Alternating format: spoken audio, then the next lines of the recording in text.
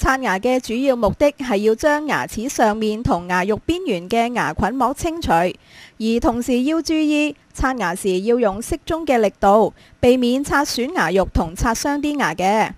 所以我哋就要揀一支牙刷頭細同刷毛柔軟嘅牙刷，然後將牙刷斜斜地放喺牙肉邊緣，由最入面嘅牙齒開始，以2至3隻牙為一組咁刷。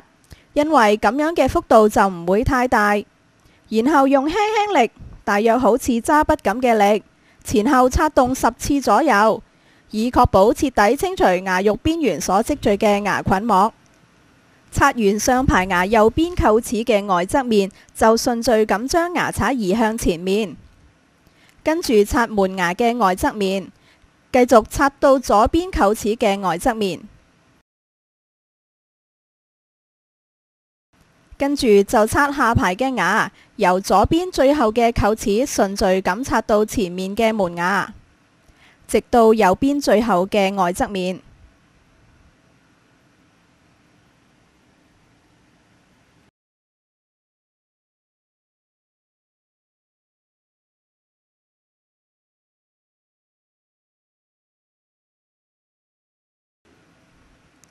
外側面刷好，就輪到內側面啦。由上排牙右邊臼齒嘅內側面開始，重複呢個同樣嘅刷牙動作。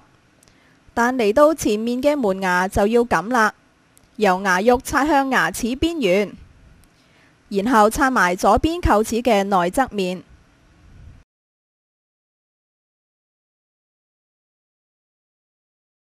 跟住就到下排牙，從左邊後面嘅臼齒開始，因為呢度會有條脷阻住，所以就要放鬆條脷嚟刷啦。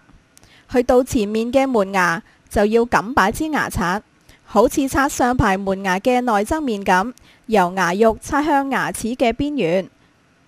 直至刷埋右邊臼齒嘅內側面。最後就到嘴上面啦，只要將刷毛擺放喺上排右邊嘅大小臼齒度，前後咁刷。刷完就刷埋左邊，跟住就到下排牙嘅嘴上面啦，左右都記住要刷喎。